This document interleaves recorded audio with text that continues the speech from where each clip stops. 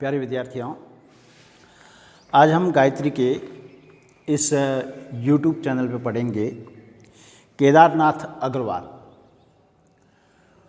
केदारनाथ अग्रवाल का जन्म 1 अप्रैल 1911 में कमासीन गांव, बांदा, उत्तर प्रदेश में हुआ। उनके पिता हनुमान प्रसाद स्वयं कवि थे। केदार जी की काव्य यात्रा का आरंभ लगभग 1930 से माना जा सकता है कि 1930 के लगभग इन्होंने काव्य रचना करना प्रारंभ कर दिया था। आरंभिक 5-6 वर्षों में उन्होंने जो भी कविताएं लिखी हैं उन्हें देखने का हमें अवसर नहीं मिला है, मगर इस संबंध में विद्वानों की राय है कि उस समय की उनकी कविताएं प्रेम और सौंदर्य पर केंद्रित थी। यानी उस समय की कविताओं में प्रेम और सौंदर्य को ज़्यादा महत्व दे दिया या उसी को केंद्र बिंदु मान करके कविताएं लिखी।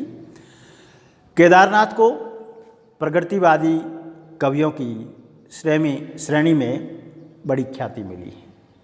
केदारनाथ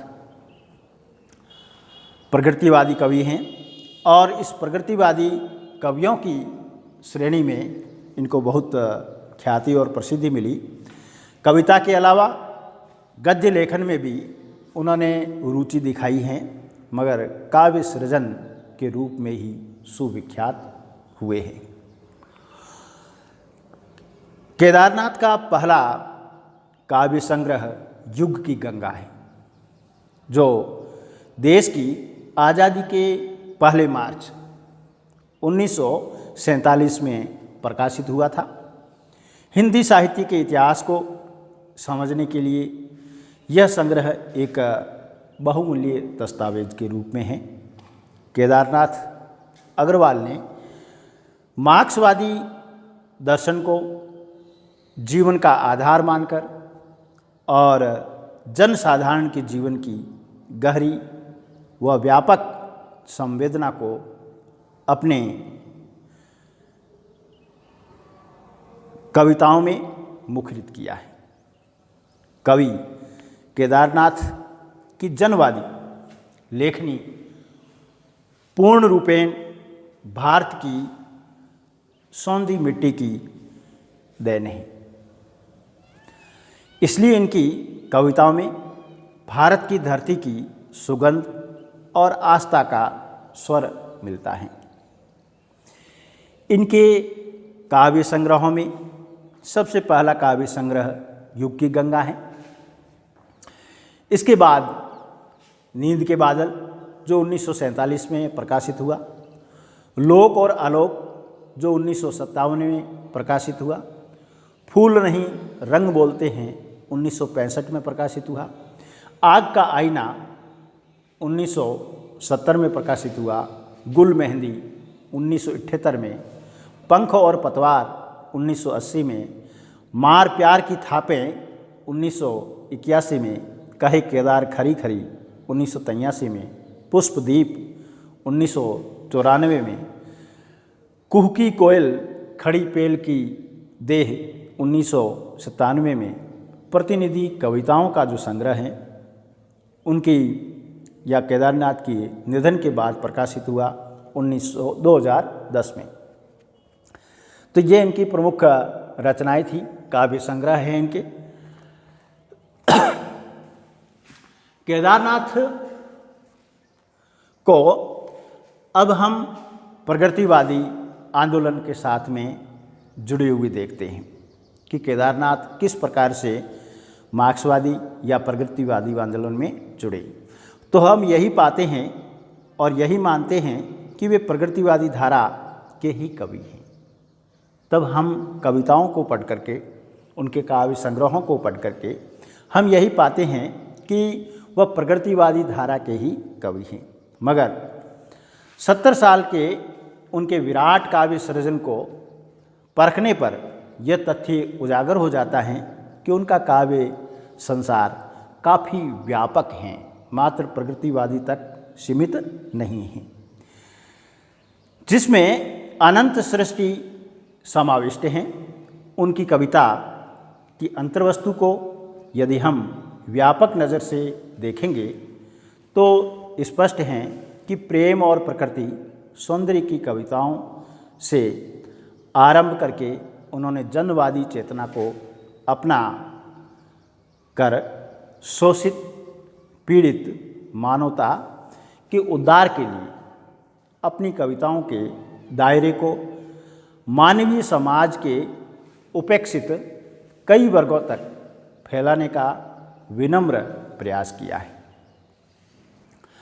उनके काव्य में अभिव्यक्ति प्रेम की भावना का विस्तार, पत्नी प्रेम, प्रकृति के प्रति अनुराग और श्रमिक वर्ग के साथ उनकी संवेदना जुड़ जाने से श्रम सौंदर्य के प्रति अमिट श्रद्धा भी उत्पन्न हुई है। प्रकृति के आराधक कवि केदारनाथ के आराध्य प्राकृतिक तत्वों की संख्या भी असीमित है। धरती, आसमान, सूरज, चंद्रमा, तारे, प्रभात, संध्या, दिन रात, हवा पानी, नदी नाले, खेत खलिहान, पशु पक्षी, बच्चे, बड़े बूढ़े, हर कोई उनकी विस्तृत सूची में शामिल हैं। यानी इन्होंने जो प्रकृति में मिलाया है या प्रकृति का चित्रण करते हुए इन सभी का वर्णन किया है। इसके अलावा इन्होंने लोकतंत्र, राजतंत्र, तानाशाही, हर किसी चीज़, हर कोई तत्व, हर कोई तंत्र पर उन्होंने लेखनी चलाई है। उन्होंने इस विराट के प्रति अटूट आस्था भरने की विराट चेष्टा की है। विराट कौन? प्रकृति। उस प्रकृति के प्रति एक अटूट आस्था भरने की चेष्टा की है। क्या लिखा है?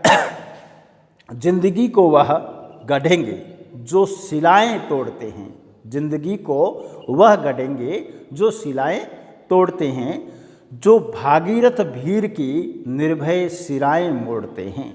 यज्ञ को इस शक्ति श्रम के श्रेष्ठतम मैं मानता हूँ।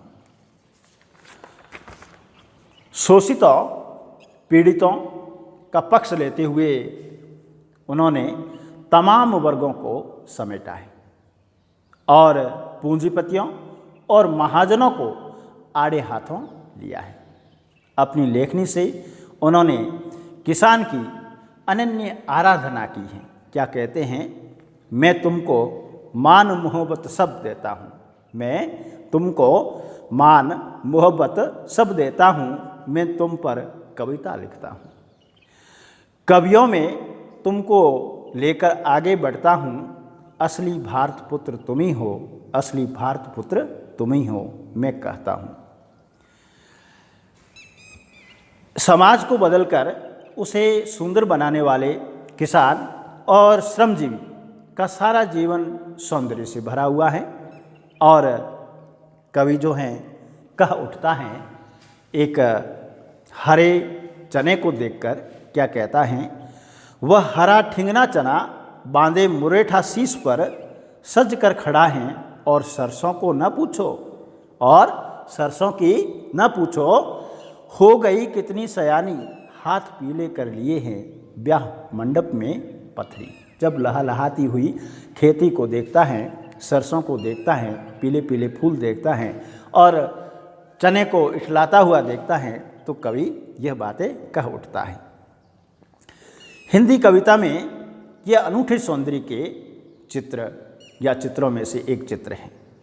केदार की कविताएं हमें देशभक्ति का संदेश देती है और बड़ी से बड़ी शक्तियों के आगे न झुकने वाला साहस और आत्मसम्मान भी हमें प्रदान करती हैं। इनकी देशभक्ति का स्रोत भारत की साधारण मेहनतकश जनता है। देशभक्ति का मुख्य स्रोत क्या माना है कि जो भारत की साधारण जनता है, मेहनत करने वाली जनता है, उसी को माना है। केदार जानते हैं कि इस समस्या का हल जन क्रांति में है, कि इस समस्या का हल कौन कर सकता है? जन क्रांति ही कर सकती है। इसलिए वह कह उठते हैं, क्या कहते हैं?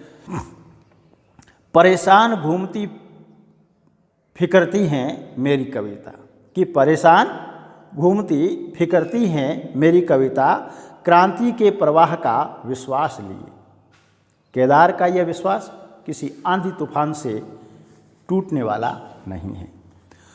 उनके इस आत्मविश्वास का कारण है जनता से उनका अटूट लगाव, और वह इस लगाव को इस प्रकार से व्यक्त करते हैं, किसी देश या किसी जाति की कभी नहीं जनता मरती, किसी देश या किसी जाति की कभी नहीं जनता मरती है। इस प्रकार से आज हमने कवि केदार का सामान्य परिचय पढ़ा। कल हम इसकी कुछ विस्तृत व्याख्या करेंगे, विवेचन करेंगे, अन्य कुछ पहलुओं को लेकर, अन्य कुछ रचनाओं को लेकर। आपको मेरा यह YouTube चैनल कैसा लगा?